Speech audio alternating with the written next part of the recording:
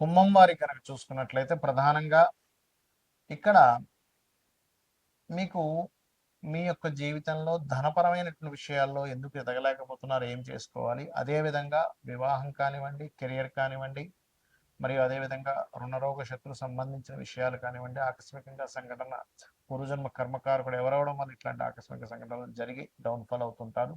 దానికి పరిహారం ఏం చేసుకోవాలనేటువంటి అంశాలు చెప్తుంది నేనైనప్పటికీ చెప్పిస్తుంది సాక్షాత్ లలిత అమ్మవారిగా భావిస్తూ ఆ లలితాంబిక అమ్మవారి యొక్క అనుగ్రహం మీకు పరిపూర్ణంగా కలగాలని మనస్ఫూర్తిగా కోరుకుంటూ ఇక్కడ గమనించినట్లయితే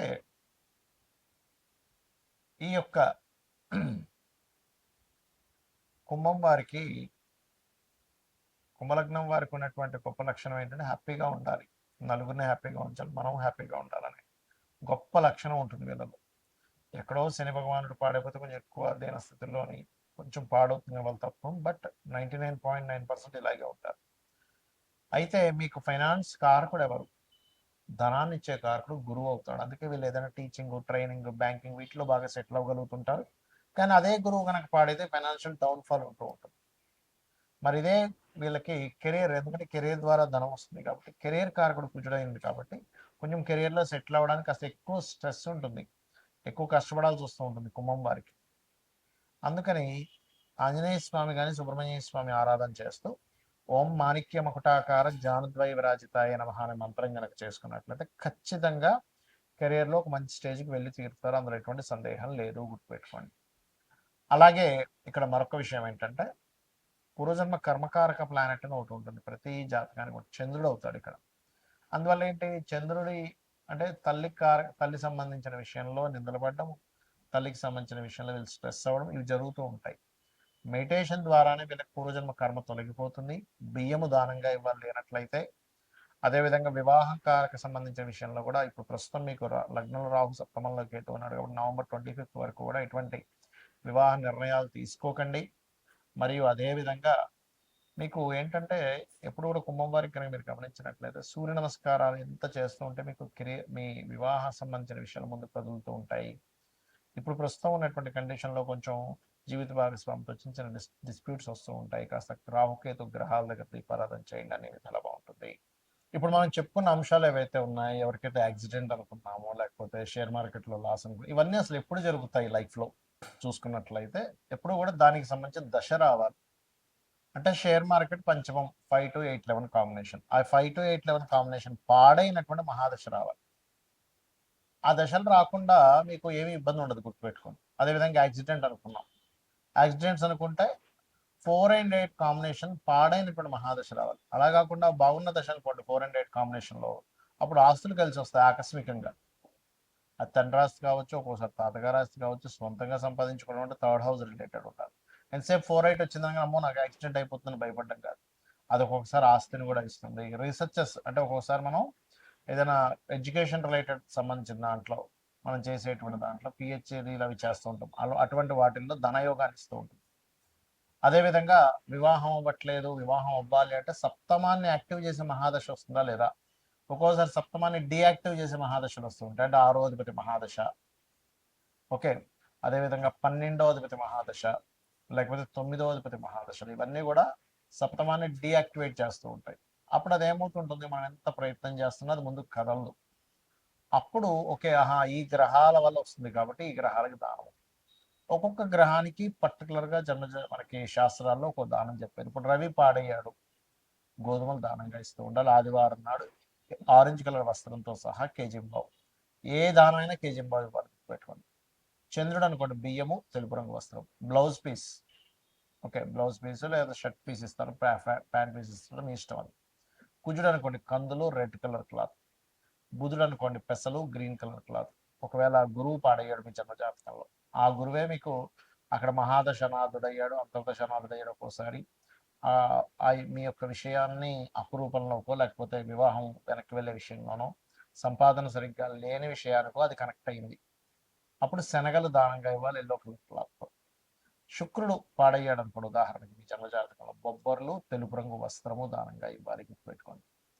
శని అనుకోండి నువ్వులు and blue colour cloth. Rahu అయితే మినుములు, సిమెంట్ కలర్ క్లాత్. కేతు అయితే ఉలవలు, మల్టీ కలర్ క్లాత్. అయితే ఎప్పుడు కూడా చాలా మంది దానం ఇచ్చేటువంటి విషయాల్లో కూడా ఏమంటే మేము ఆలయానికి వెళ్ళి అక్కడ ఒక మూలను పెట్టేసి వెళ్ళిపోతాము అంటూ ఉంటారు. అలా మీరు కనుక మూలను పెట్టేసి వెళ్ళిపోతే అది దానం కిందకి రాదు. మీరు మీ అకౌంట్లో ధనం పడాలనుకోండి ఏం చేస్తారు?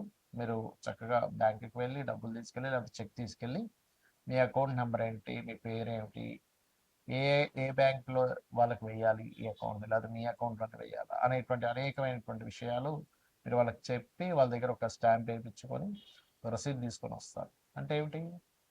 మీరు పర్టికులర్గా మీ గోత్రము, నామము, ఏ పర్పస్ అనేటువంటిది కూడా దానం ఇచ్చేటువంటి ఎవరికైతే ఇస్తున్నారో వాళ్ళకి మీరు చెప్పాలి. అప్పుడే అది వాళ్ళ సంకల్పం చదువుకున్నప్పుడు ఆ దానానికి వాల్యూ ఉంటుంది.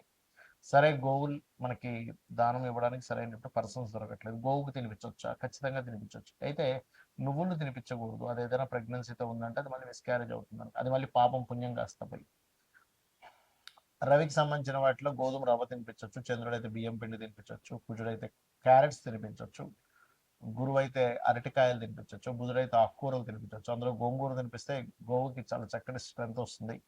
శుక్రుడైతే తీపి చపాతీలు తినిపించవచ్చు, శని అయితే బెల్లం తినిపించవచ్చు, రాహు అయితే అదే బెల్లము ఉండలు 4 చేసి తినిపించవచ్చు, కేతు అయితే గ్రాసము తినిపించవచ్చు. ఈ రకంగా ఒక్కొక్క గ్రహాన్ని బట్టి మనం వెంటనే ఈ ధాన్యాలు తీసుకెళ్ళి దాన్ని తినిపించడం కాదు. అదేవిధంగా ఎప్పుడు కూడా గుర్తుపెట్టుకోండి, చాలామంది వాళ్ళ లైఫ్లో ఏదైనా ఇన్సిడెంట్స్ నెగిటివ్గా వెళ్తున్నాయంటే వెంటనే వాళ్ళు చూసుకునేది ఏంటంటే ఏలినాడు శని, అర్ధాష్టమి శని, అష్టమి శని, దీనివల్లే మొత్తం లైఫ్ పాడైపోతుంది అనుకుంటారు. అసలు అది కానే కాదు, గుర్తుపెట్టుకోండి. అది కేవలం మీకు స్లో మందుడు అంటారు జ్యోతిషాస్త్రంలో. శనిచ్చర, శని శని అంటే అర్థం ఏంటంటే స్లో మూమెంట్. మనకి ఏదైనా సరే ఒక స్లో అవుతున్నప్పుడే మన లైఫ్లో మనం సరిగ్గా ఆలోచించుకుని ఓహో మనం ఎక్కడ రాంగ్ స్టెప్స్ వేస్తున్నాము, ఎక్కడ రైట్ స్టెప్ వేస్తున్నాం అనే విషయాన్ని మనం పూర్తిగా అర్థం చేసుకోగలుగుతాం. అలాగే మరొక విషయం ఏంటంటే ఇక్కడ గమనించినట్లయితే ఈ యొక్క కాలసర్ప యోగాలు చేశారు. 180 మంది దేశ నాయకులకు ఉంది కాలసర్ప దోషము. మరి వాళ్ళందరూ ప్రెసిడెంట్లు ఎందుకు అయ్యారు? ఒక్కసారి ఆలోచించండి. ఏదో మూఢత్వంలో కాలసర్ప యోగం ఉంది, నాకేమీ కలిసి రాదు, నా జీవితం ఇంతే, నాకేం చేసినా కలిసి రాదు, మూఢత్వంలో ఉండకండి.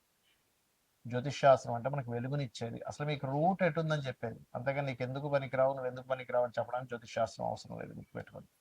కాబట్టి ఏలినాడు శని, కాలసర్ప యోగం విషయంలో పెద్ద సీరియస్గా తీసుకోకండి, అది పెద్దగా ఏమీ కాదు. మీ పర్సనల్ చార్ట్లో ఉండే మీ మహాదశలు, అంతర్దశలు, ఇప్పుడు మనం చెప్పుకున్నాం 5 అంశాలు. ఒకటేంటి?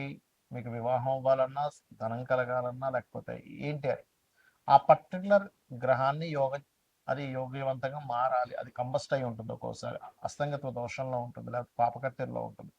అలాంటప్పుడు మీకు వివాహం అవ్వకపోవడమో, ధనం రాకపోవడమో, లేకపోతే మీరు అనుకున్నటువంటి స్టేజ్కి కెరియర్లో వెళ్ళలేకపోవడమో, ఆకస్మిక సంఘటనలు జరగడమో, అప్పులు పాలవడమో జరుగుతూ ఉంటుంది.